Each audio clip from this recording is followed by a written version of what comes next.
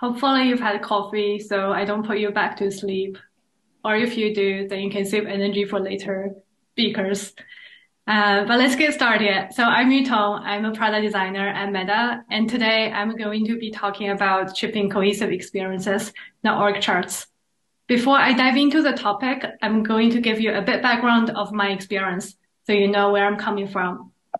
So in the last 5 years, I've been working at Google and Meta, working on products that are used by many people, and also built by many people. So some of the orgs I've worked at have hundreds or thousands of people working on related products.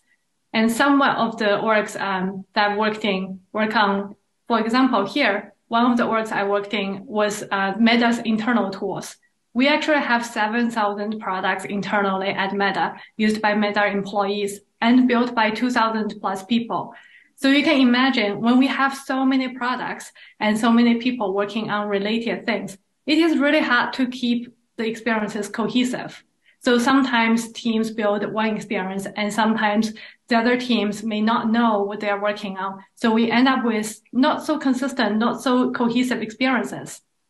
And on the other side of the spectrum, I've also worked in orgs where we only work on one main product, but we also still have hundreds of people working on the same thing. So some of these are more consumer facing products.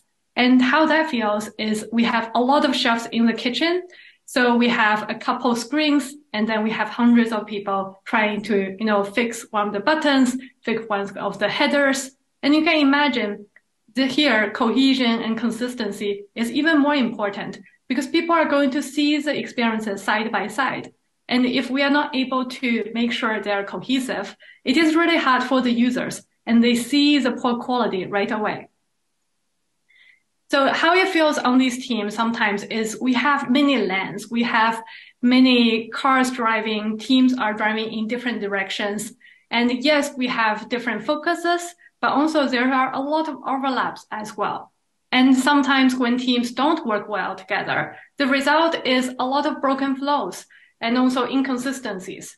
So as you can see here, if we are building roads, sometimes the flows are broken. You can see on the left side. So one of the teams might be focused on one part of the flow versus the other team might be focused on the other part of the flow. And when they meet, these two flows don't meet actually. So that's not great. And sometimes neither of the teams have the responsibility to actually fix it because they are very focused on their own focus areas. And on the right side, you can also see here, if we have a large hole in the middle of the street, but then all teams are so focused on building new features, building new roads, then who's going to come back to fix it? So quality becomes a big problem.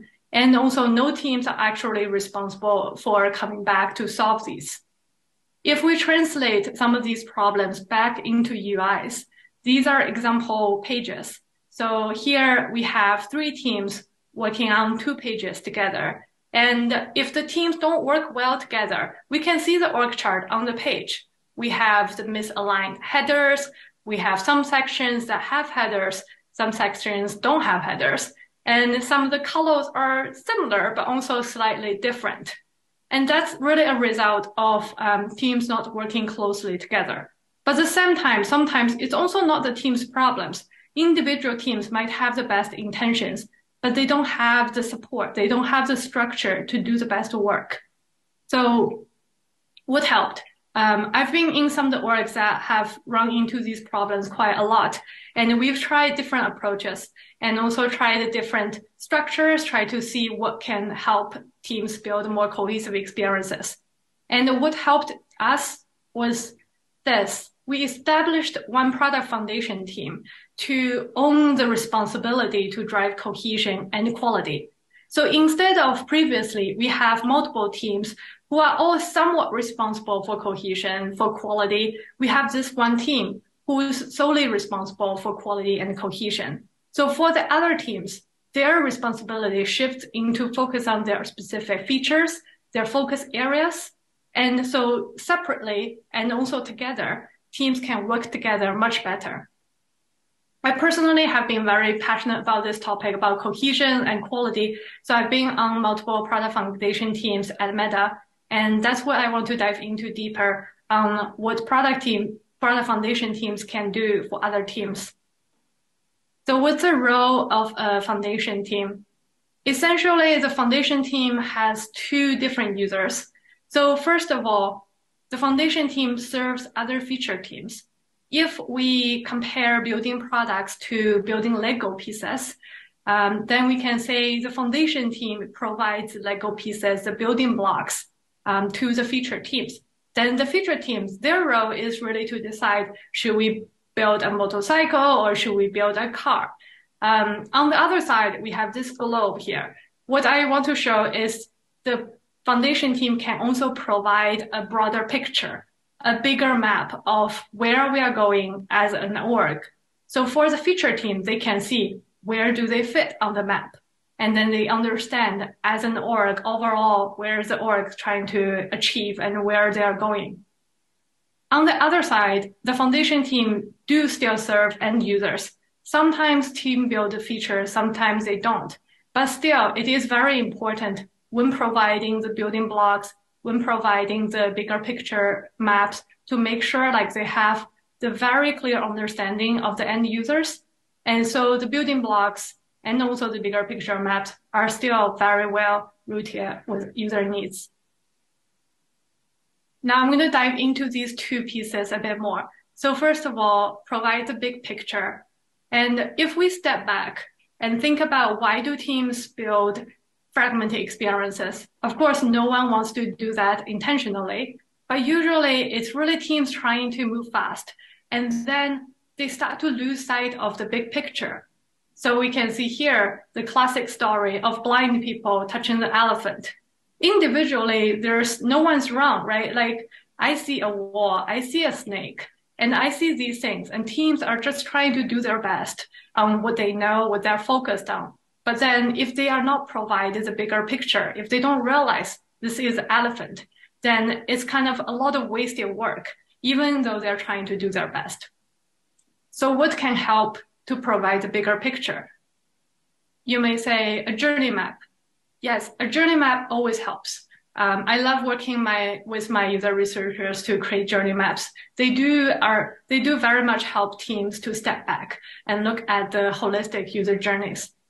But there are still problems. In large organizations, the problem is too many journey maps get created because too many teams try to say, let's be holistic. And then they create many team level journey maps. So there are overlaps, and it does help people to see the connections and holistic end-to-end journeys. But it's not enough to provide the highest level of like where the org is trying to go if we have thousands of people working on many thousands of products.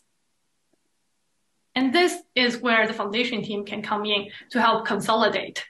So here, it's really not to create new things, but rather to take what individual teams have done. They're the experts on their own focus areas, and the foundation team can help to consolidate and to standardize everything into one larger, bigger picture. And when we say consolidate, the way we approach it is first, we look at on the very org level, on the top level, what are the key jobs to be done? What are the key things we want to enable people to do on the very top level? And those are the things we focus on first. Then we can look at what are the different user segments, personas, and really try to have a little bit mapping of the users.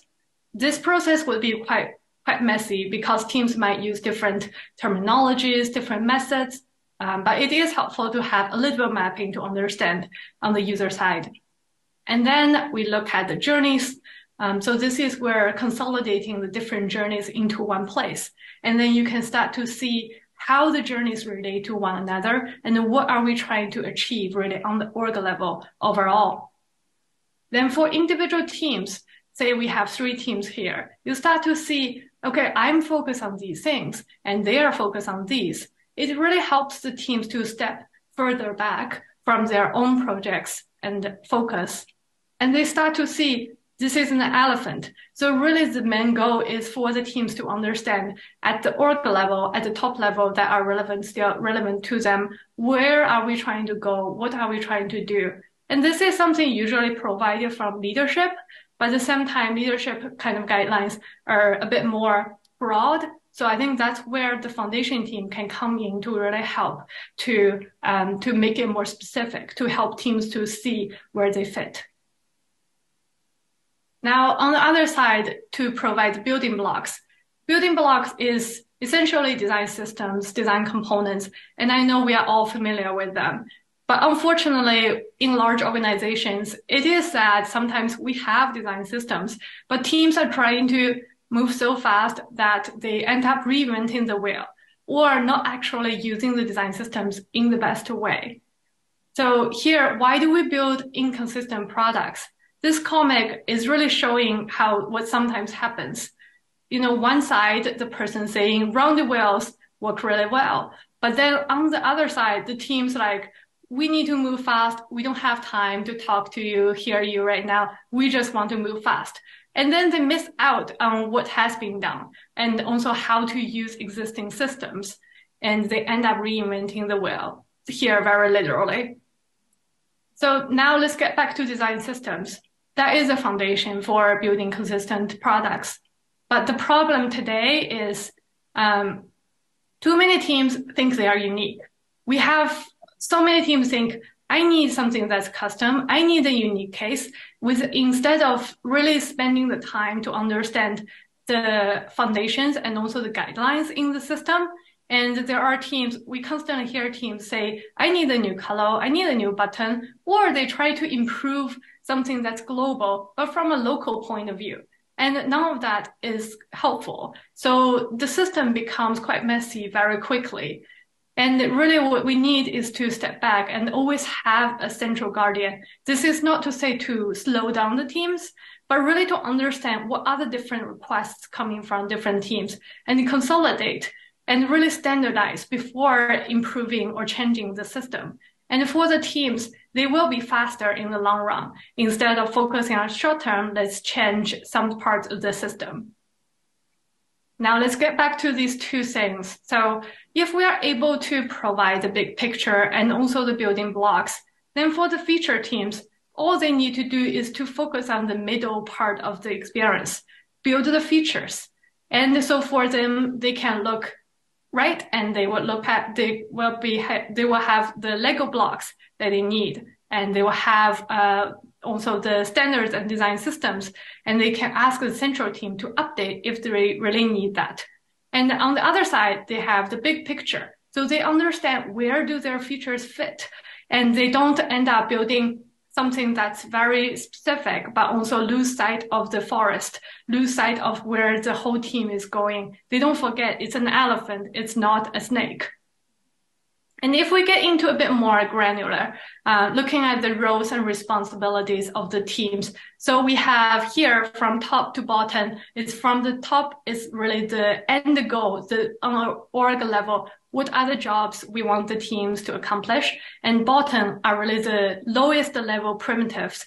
So the design system side of things. And if we go top to bottom, we can see the foundation team's role is really focused on providing the big picture, the top level jobs and also the journeys.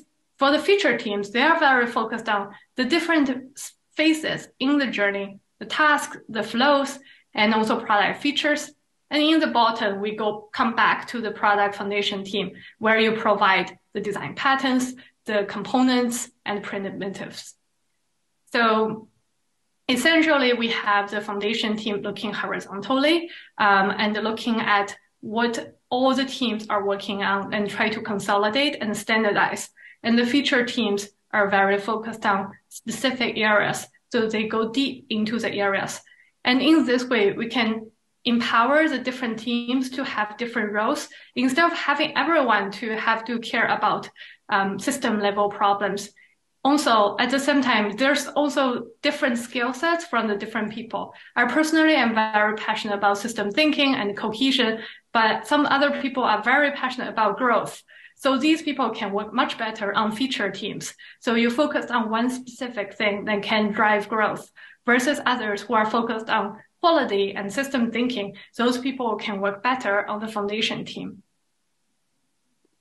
Now I'll come back to my topic, which is to ship cohesive experiences, not org charts. But really, a lot of time I have been talking about actually changing the org chart, to enable teams to move faster. So what I really want to say is to ship cohesive experiences and org charts.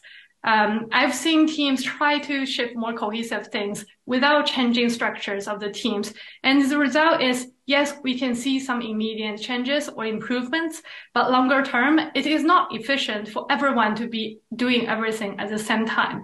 And we really need org charts that empower people to do what they do the best and also separate the responsibilities. Last, I will leave you all with this quote. So your products will mirror your organization structure, embrace the fact. And this is something I hope what I shared today is helpful for especially those who are in a position of actually changing organizational structures to try it out, or those individual contributors who are interested in embracing the mindset of being a foundation person. So then you can be the person who's helping the team to drive cohesion and quality, even if the org change doesn't happen. Thank you very much.